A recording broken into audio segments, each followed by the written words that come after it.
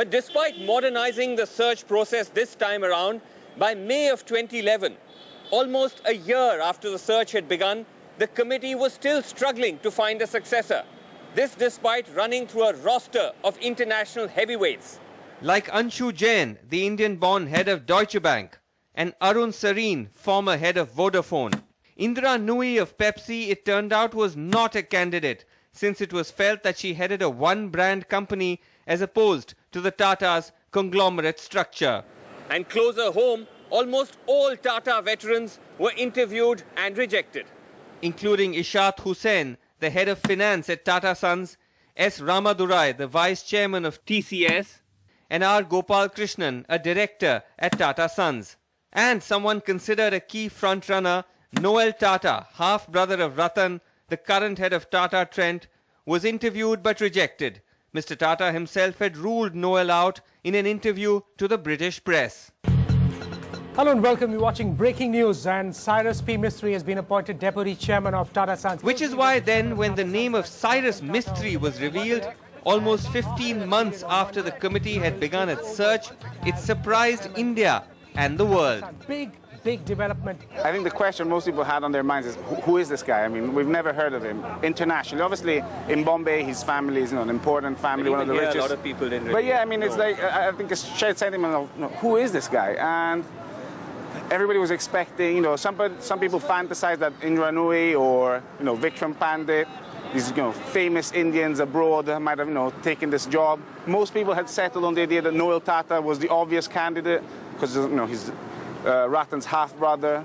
But then, Cyrus Mistry, well, that came out of the blue. In fact, sources in Tata Sons insist that the turning point came in June of this year, when as part of the expanded mandate of the search committee, Cyrus made a presentation to the group outlining a future strategy for Tata Sons. A presentation that impressed them so much that they began to wonder whether the best person for the job was sitting in their midst. On the record, the Tatas pointed to Ratan Tata's statement that he was impressed with Cyrus's humility and his interventions in board meetings, a statement meant to explain how an unknown contender had beaten out some of the biggest names in the corporate world. It's a great selection, it's a great moment, it's historic in that sense. So that's about all. Much was made of the fact that Cyrus is the first non-Tata to head the company.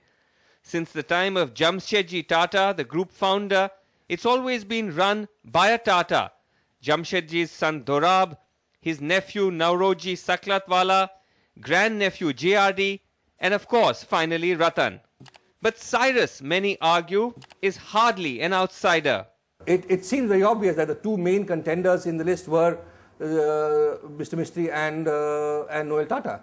Both happen to be related to Palonji, one is son and the other is son-in-law. So, I mean, you can't expect people to take this at face value that global search was done and suddenly you have this. There obviously will be an element of it. Which is why I said Tata positioned itself differently. Though I don't see anything wrong with it. It could turn out, I think it's a very good decision when you look at the whole context in which companies operate in India. But to position it differently, do a global search, have people who are globally recognized chief executives, and then sit on this choice, probably could have been done in a more informal manner. It could have been a simple board choice. He belongs to the Shapurji family, who own 18% stake in Tata Sons, a stake which ensures a place on the Tata Sons board held by his father, Palonji Mistry, and replaced by Cyrus 6 years ago.